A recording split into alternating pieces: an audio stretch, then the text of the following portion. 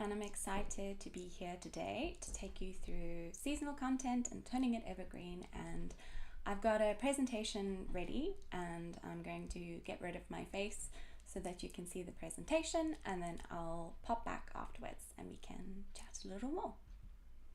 So the topic of today's workshop or webinar is how to turn your seasonal content evergreen.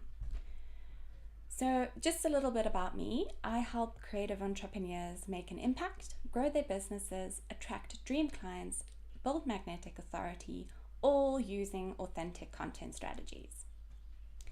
The first question to think about is, what is seasonal content? It could be content that is year specific or dated, or even related to a holiday like Valentine's Day or Christmas. An example would be 7 content marketing tips for 2004. No one is really going to look at that because, it's 2004 and it looked very different back then, we could say that. Then, what is evergreen content? Now, this is my favorite kind of content because it can really feed into a whole lot of things if you go into content repurposing, which we'll touch on a little bit in a little bit. So evergreen content is relevant year after year and continues to show up in search engines if it's blog content or video content or even podcasts. It continues to serve your clients, so it's always relevant and touches on different pain points that they're always searching for. Evergreen content also builds your authority. So authority building content is great because if people ask you questions, you can be like, hey, look at this really cool thing I did. And it's always relevant and helps people. An example of evergreen content would be something like 5 ways to repurpose your blog content. So that's, I wouldn't say generic, but it's something people are searching for, and it's something that will always be relevant unless blogs die, but hopefully they won't because I'm quite fond of mine. So now we can look at how is seasonal content and evergreen content similar. Each type offers value. So if you do want to write content about Christmas or Valentine's Day, it's definitely relevant to your audience because maybe they're looking for Valentine's decor or recipes or things like that. And your audience is looking for it. So that feeds into that idea of, they're looking for inspiration for Valentine's Day, or they're looking for something more general like content marketing tips. So there really is an overlap, but it reaches different people kind of different times of the year. So now we can look at how can we add longevity to seasonal content, because we spend a lot of time creating content and it's really great. So we don't want it to just die off and not be relevant anymore. We want to keep it fresh and exciting to reach new audiences. The obvious answer is obviously to update it. but we're going to look at a few ways on how to do that and what feels right for your content.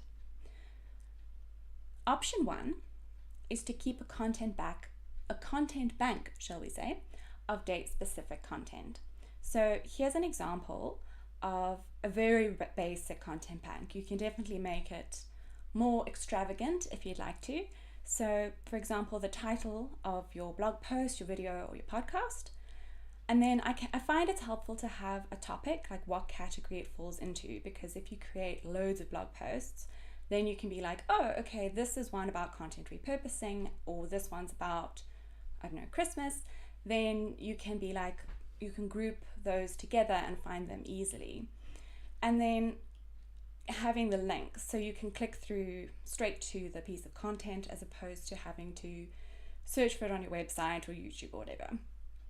And I recommend having sort of a generic URL. So if you are doing something like 5 ways to make Christmas cookies in 2022, which has happened already, instead of saying 2022, you would leave that off completely and just have your like 5 ways of doing this. So then I'll get to that. I'm getting ahead of myself here. But I just recommend having an undated or generic URL if it is, date specific content. Then once you have your content bank, you can update that piece of content and reshare. So a tip here is to check Google Trends or even Pinterest Trends to see when the demand for your content is high. So if it is a Valentine's Day post, you can see, okay, so people are starting to Google Valentine's Day, sort of end of January, early Feb. Then you can start posting that piece of content again, especially when it comes to platforms like Pinterest, because obviously the searches peak at different times of the year depending on the season or the holiday. Option 2 is to write seasonal content without reference to trends or dates. So an example of this would be 10 ways to use content marketing for Valentine's Day promotion. So this is not really referring to trends, it's a little bit open, and it's also nice because you could update it every year. So if there's something new about Valentine's Day promotion, you could make it 11 ways. And then again, just keeping your URL kind of generic, so maybe just content marketing for Valentine's Day promotion, as opposed to 10 ways or 9 ways, so that if you do want to add to it, it's not limited to a particular number.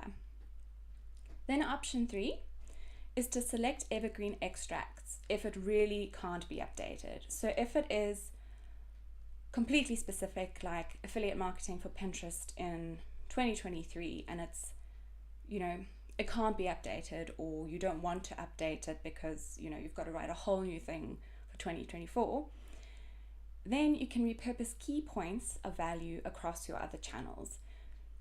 If you've written a long blog post all about it, there'll definitely be pieces of value and advice that you can take out and put into different social media posts, or even spin off and create other pieces of content using that existing base, so that you're not really creating something from scratch and still able to get the most out of this seasonal piece of content. So a little recap. I feel like this has been a very short live, but we'll get there. So option 1 is to keep your content bank of date-specific content to update, which is probably a great idea for any of the options really, is to have a content bank so that you can easily click through and edit or update.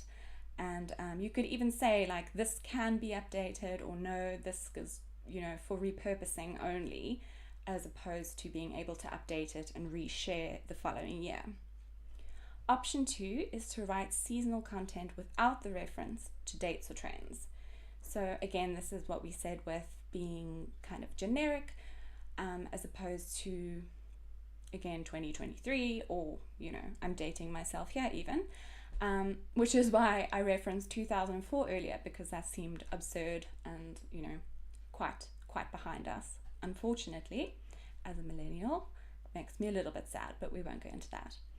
Option 3 is to repurpose evergreen quotes or pieces of value. So this is, again, you could take quotes from your piece of content that's you can't update for whatever reason, or maybe you don't want to and you want to create something from scratch. You can still use that piece of content over time. So if you have a really great quote from this particular blog post, or an extract from this particular podcast or video, you can take that out and share it with your audience, and then even link back to that older piece of content, because there's still value there. You're still serving your audience with this seasonal piece of content, but in a way that has evergreen value. I hope that I've explained that well and that you understand what I mean.